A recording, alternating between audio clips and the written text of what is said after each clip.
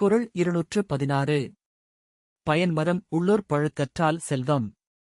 நயனுடை யான்கண் படின். பொருள்: பயன் தரும் மரம் ஊருக்குள்ளேயே பழுத்தால் எல்லோருக்கும் பயன்படுவது போல, கருணையும் நயமும் உடைய மனிதனிடம் செல்வம் சேர்ந்தால் அது அவனுக்காக மட்டும் அல்ல, சுற்றியுள்ள அனைவருக்கும் பயன் தரும்.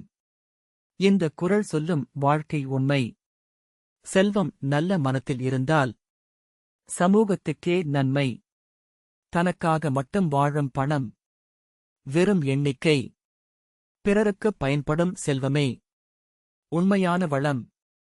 நல்ல குணம் செல்வம், சமூக ஆசீர்வாதம். இன்றைய உலகில் செல்வம் பலரிடம் இருக்கிறது.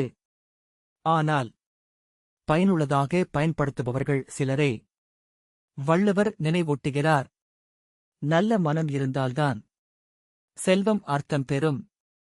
பழம் ஊருக்குள் கனிந்தால் எல்லோருக்கும் இன்பம். கருணை இல்லாத செல்வம் வறண்ட மரம்.